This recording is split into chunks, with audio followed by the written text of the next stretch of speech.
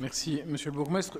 Brièvement, je souhaiterais me réjouir ici de cette motion qui, effectivement, rappelle quelque chose qui est tout à fait fondamental pour chacun et chacune, c'est que le service bancaire, nous en avons besoin et qu'aujourd'hui, le service bancaire n'est plus garanti à tout le monde. Et donc, disposer d'une banque publique, c'est ça aussi. J'aimerais ici dire que, contrairement à ce que d'aucuns soutiennent, il me semble qu'un conseil communal est habilité à se préoccuper des questions politiques fondamentales. Et le mouvement qui a pris cours depuis quelques mois avec les visites domiciliaires, peut-être avec le nucléaire, avec d'autres sujets, où depuis le niveau communal s'impulsent des questions qui touchent au devenir commun et qui touchent à des compétences larges qui sont notamment celles du gouvernement fédéral, mais même qui sont des compétences qui, pour certaines, vont bien au-delà, me semble quelque chose d'heureux. C'est quelque chose qui me semble relever d'une dynamique municipaliste à laquelle je crois beaucoup. J'aimerais quand même insister sur le fait qu'il y a banque publique et banque publique et que le fait de détenir comme disait Brassens. Je ne sais pas ce que Brassens disait au sujet des banques publiques, mais le fait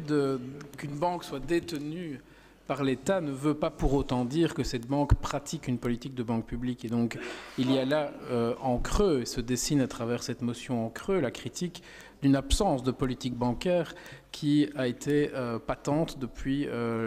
maintenant presque 10 ans, et l'intégration de Belfius dans le giron de l'État. Parce que ce qu'il s'est passé, c'est qu'on a laissé la bride sur le cou du management pour continuer les pratiques qui avaient toujours prévalu. Pratiques qui ont mené, rappelons-nous-en, la banque des communes à gaspiller cet argent dans des aventures risquées, notamment dans les subprimes américaines, ce qui, je le rappelle encore une fois, puisque vous vous souvenez qu'on avait soulevé le problème en 2013, a eu des conséquences plus que dommageables pour la ville de Liège, puisque nous avons perdu 12 millions d'euros au bas mot dans l'aventure, dans cette recapitalisation hasardeuse du holding communal qui a eu lieu et contre laquelle nous n'avons rien voulu faire, en dépit de la proposition qui était faite par les groupes Écolo et Vega de se porter partie civile dans ce dossier. J'ai la coupure de presse sous les yeux de 2013. Voilà, et donc je voudrais dire ici le soutien du groupe Vega à l'initiative qui est prise et l'insistance qui sera la nôtre sur le fait que avoir une banque publique, c'est bien, l'utiliser,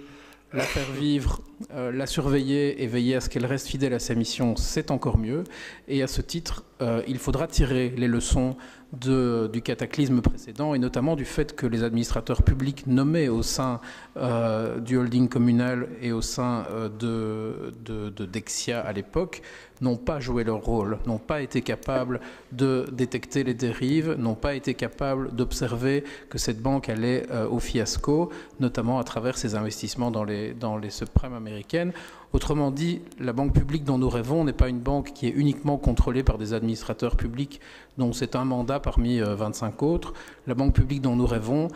elle fait largement place à des procédures de contrôle ouvertes, citoyennes, publiques, permettant d'éviter les dérives qu'on a connues il y a une décennie. Je vous remercie.